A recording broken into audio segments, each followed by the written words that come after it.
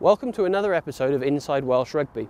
We've had a huge amount of positive support and feedback on both Twitter and YouTube since our first episode, so thank you all very much. We still love to make the programme a regular feature, and whilst we continue to look for a sponsor, we're trialling a different format, although we'll still be bringing you grassroots games as well as discussing the latest developments in Welsh Rugby. We're here today at the Welfare Ground in Newbridge, where I'll be talking to legendary Welsh prop Graham Price to get his views on the current situation, and we'll be looking at the latest developments on the field in the past 2 weeks. But first, let's take a look back at Newbridge's game against Blackwood from December the 7th. On a heavy but dry Glanaravan Park pitch, the two Went sides met in an evenly matched game. The game at times broke into life, with some slick back play from the home side often coming to an end all too soon due to unforced errors.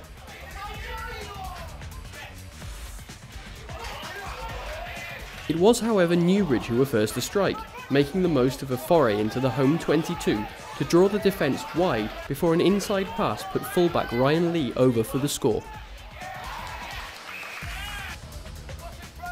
As Blackwood looked to attack from deep, a deft dink over the top from the home outside half was fielded well by Newbridge, who took advantage of the disorganised defence to send Dwayne Dyer on a clear run into the corner. As the game entered the second half, another promising Blackwood move developed with an attack deep into the visitors' 22, but again they failed to capitalise on the pressure.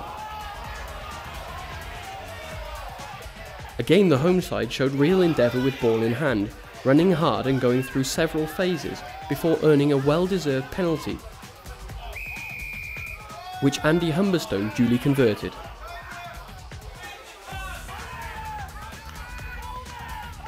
Newbridge soon struck back with 3 points of their own, as Blackwood were penalised at a ruck in front of their own posts, Kieran Meek slotting the kick. But Blackwood weren't out of the game yet, continuing to spread the ball wide and turn the Newbridge defence, forcing them onto the back foot.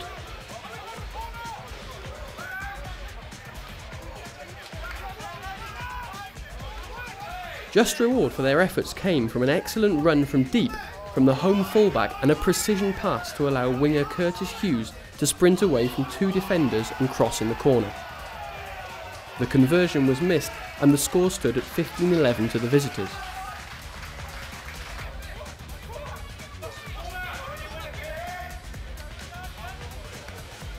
Newbridge pushed forward looking to close out the game and finally built a solid platform for Kieran Meek to slot a well-taken drop goal, which sealed the victory by 18 points to 11.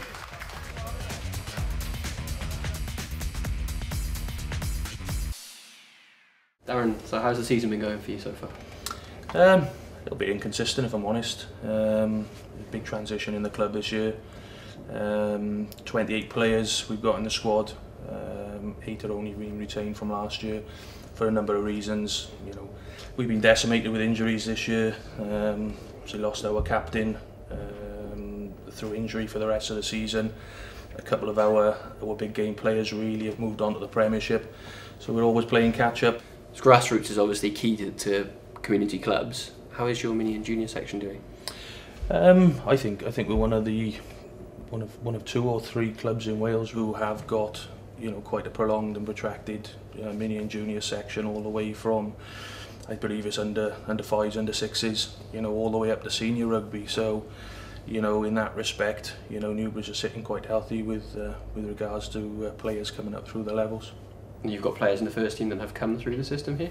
We've got a couple, yeah. We've got a couple of players who came last year up through that system, and there are a couple of boys that we're looking at in the youth team at the moment, you know, for later on in the season when they reach the 18-year-old age, and then maybe look at them, you know, progressing through to the senior side next year. The weather's been quite bad recently. How's the pitch looking? As you've probably seen this morning, you know, it's not in great health at the moment. You know, it has been a bit of an issue for us over the last couple of months. We've just got to move on and do as best as we can, really. What are the preparations for the Swallow Cup match? I'd like to think that we may have spotted a few of their weaknesses, really, and try and exploit them on the weekend. But, you know, as a club and as a management group, you know, and the players, we're really looking forward to it, and hopefully we can cause an upset. David Moffat's back in Wales. Do you think he's got the answers to solve the problems with grassroots rugby? I think it's difficult to say solve the problems, but I think he's chucking in questions that need answering and that other people in the past haven't been asking. I think there needs to be a shake-up at all levels. I think within Wales at the moment, things aren't right. Players are not knowing what's going to happen, what competitions they're playing in next season, and it's. I was listening to a radio show this week, and there were some ex-players saying that, oh, that shouldn't matter. But at the end of the day, it's your bread and butter, and you need a contract, you need your mortgage paid and the bills to be paid. And if you don't know what's going to happen next season, that needs to be sorted. And if it's signing for the central contract, which I think will be a good thing for Welsh rugby, but then also the regions know where they're playing the following season. Our second game is from October last year, where two title contenders fought out a tight game in North Wales. Pontypool's first visit to Parc Eiriau started brightly with good phase play, leading to a try for captain Luke Dischro. Outside half, Sam Mills kicking the conversion to give the Gwent outfit a 7-0 lead. Pooler defended solidly, chasing kicks well and forcing a line out 5 metres from the home side's try line.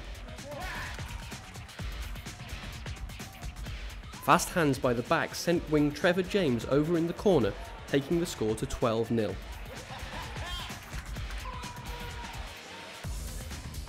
RGC won a penalty from a ruck inside their own half and immediately looked to attack, pushing the ball forward into the open space behind the Pontypool defence.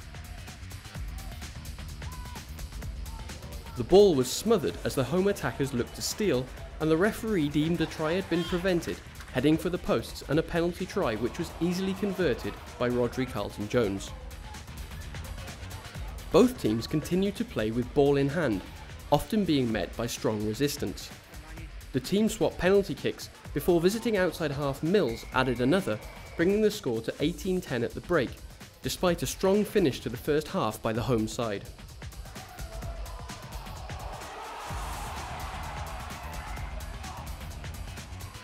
Pontypool started the second period brightly, Mills adding a further penalty before the home side's woes were further compounded, firstly by Kevin Mills seeing yellow, and then as they fell further behind thanks to a break by Dischro, who fed Josh Hurley to score what was to prove Pontypool's last points of the game. RGC quickly responded, charging down a kick, rucking quickly and sending prop Mongazulu under the post for the try. A simple conversion for Lewis Barker took the score to 26-17 and RGC were in the ascendancy. Playing with much more fluency, the home side searched for another score and an incisive break almost resulted in a score, only for the ball to be dropped forward. The game was beginning to break up and Pooler almost scored a length of the field try, only for the home fullback to save the day, stopping the attack and earning a penalty. RGC continued to attack from deep, surging upfield at pace with good vision and strong running. A penalty from Barker earned them the bonus point, but the win eluded them at the last, Pontypool returning home the victors 26-20. Graham, what's your take on the current situation in Welsh rugby? Well, I think it's hugely disappointing, really. I mean, I think it's a battle of personalities more than anything, what's happening in Welsh rugby. But when you look at the overall question of the European competition, the various parties have had a meeting, and it looks like they're going to agree to pretty much everything that the English Rugby Union or the English clubs and the French clubs wanted in the very first place. So why the hell they couldn't have started this all off when they said that they wanted to opt out of the European competition, and we wouldn't have arrived in this situation, even after it's all done and dusted and they settle into this new European competition. If it does happen, there's going to be this element of distrust, and that's not a healthy situation to be in. So what's happening at the moment is that David Moffat has come over here. What's your take on what he's saying? Well, I'm a bit cynical of why he's come over. you know, there are those who say, well, he's largely responsible for getting us into this sort of mess in the first place. So why on earth would he want to become involved now? But the other angle is that he's going to unsettle them. There are a lot of people on the Welsh Rugby Union at the district level as well as at the higher level who need to be unsettled. They need to be basically booted up the backside. Paul often mentions changing to summer rugby for the club game. Do you think that would work? Yeah, I mean, I've often thought about that sort of thing. You know, I've played quite a lot in South Africa, where it's like playing in the summer, even in the depth of winter over there. You're always playing on bowed hard grounds, and as a result, you can play some good rugby. But when you're playing on paddy fields, you know, like the Newbridge field out there outside the window, they say that mud is the great leveller, and well, it reduces the skill factor, and you rely on a lot of chance because of the mucky conditions, you know. So yeah, I can see, you know, that would be a good idea in my mind. You obviously played in the Welsh team full of flair. What do you make of the current Wales game plan? Well, it comes across as being a typical sort of New Zealand game plan to me, which is understandable given Gatland's background, and I've got no problem with it because after all, I come from Pontypool and we based our game on the New Zealand plan, you know, when Ray Prosser became the coach. So, you know, I can understand having your Jamie Roberts trying to barge his way over the game line to create a target for us to ruck over, and that. And as they say in New Zealand, you've got to go forward before you go wide. Robbie, thanks for joining us. Okay, fine. What's your take on the current political situation in Welsh rugby? Slightly less chaotic. It looks as though after the meeting in Paris yesterday, there's some sort of order resuming. It looks as though we're going to have a European tournament, 20 teams, top 7 from the Rabo, although it may not be the Rabo next season, of course, the sponsors are dropping out. It's not great, the Rabo, it's not terribly popular, but it looks as though with a new European tournament on the horizon, that's what we've got again. Is the Rabo a feasible competition for the Welsh regions? I think it's going to have to be. The fact that the regions are getting 1 million each more out of this new European competition, the only thing left for them really to play in is the Rabo or the Pro 12. The Anglo-Welsh seems to have died a death. That was a threat by the regions, and from what I gather, a very, very serious threat. But it looks as though with Europe salvaged, they may settle for that and the Rabo, because there's nowhere else to go really. We've heard Paul Turner particularly saying that summer rugby could be an option. Do you think that's viable? Paul's an old friend of mine, and he's been saying that for years. I've been associated with Paul since he was a player, coach with the Dragons, and I know that's a baby of his, but I honestly don't see it. It's dictated by television. It's a massive winter sport. It's exclusive on the BBC, although with Europe, of course, there's the Sky, there's BT involved, and it's a major, major plank of their winter broadcasting. The summer we've got cricket, we've got tennis, we've got golf, and as we know, television dictates these days, even kick-off times, the days they play. So I cannot see it shifting from the winter, no. Do you feel the WRU is concentrating on the higher echelons of the game and the revenue that it brings in to the detriment of the grassroots This clubs? is a real big chestnut, and Pontypool in particular, Pontypridd another one, and I dare say the Abervales, the Newbridges, they feel, I know they feel that the regions are getting too much. Everything is concentrating on the regions, and the game below is withering on the vine. And I think there is a very good case for saying that, yes. One of David Moffat's arguments is that at least he wants to open the club's eyes. Do you think the clubs will come round to his way of thinking?